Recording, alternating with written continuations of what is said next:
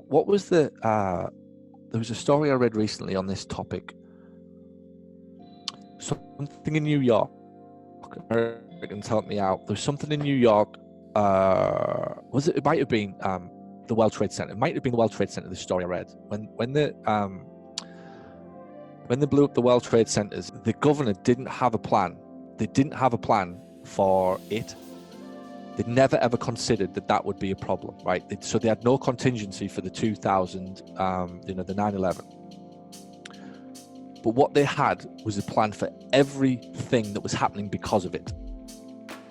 And as a result, they were able to react. The governor, whoever he was at the time, received a lot of praise for it because they reacted so quickly to the situation. They literally went to like a bunker or whatever, and they got out all the plans, and they realized they had nothing for like a plane flying into the two towers.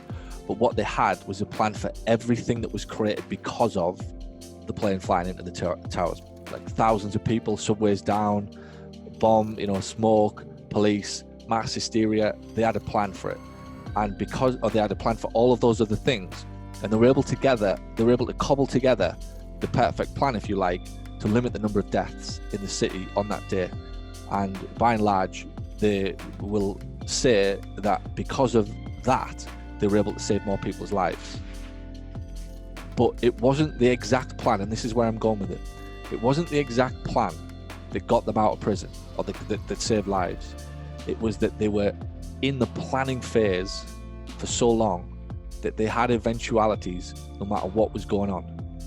And they were able to take some of that and some of that and some of that and some of that, and within half an hour they had a plan that they could push out to the police, the fire brigade, and everybody to go. So the value, and this is the lesson, the value's never in the plan, the value's in the planning. Your plan will be obsolete the day that you execute it. But because you've strategized, because you've thought, because you've considered, and back to Disney. Disney's is literally, I would reckon that they'll have somebody in the Disney departments will have more ideas. In fact, I'll reverse this. If I was in the government, I'd probably go to Disney and say, what have you thought of that we haven't? Disney will have sat there literally right now and going, if the government say this, we're going to do this.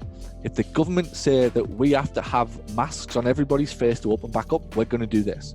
If we have to take temperature checks, we're going to do this, and this is where we're going to get them from. They'll be speaking to suppliers right now about how to get temperature checks and how to keep them clean and how to get continuous supplies of them and yada yada. They'll have every base covered. The government would be as well to go to Disney and go, what have you thought about that we haven't? Because they'll have covered it from another angle. And I think that's some of the best things that you can be doing right now as business owners. Just have a plan for the 2, 3, 4, 5 potential eventualities. And therefore, you're not going to be spooked, whichever one comes your way. Plan A, Plan B, and Plan C. 20% revenue, 50% revenue, 75% revenue. It's everything that we spoke about yesterday. Thanks for watching this video. And if you found it helpful, and if you now find yourself thinking, I wonder what else this person can help me with, head over to paulgough.com/books, where you can find my best-selling books, which will show you how to add more profit to your practice. Or send an email to paul@paulgough.com to ask about how we can help you accelerate the growth and profitability of your clinic. And by the way, if you know anybody who would find this helpful, please share this video out. Thanks so much.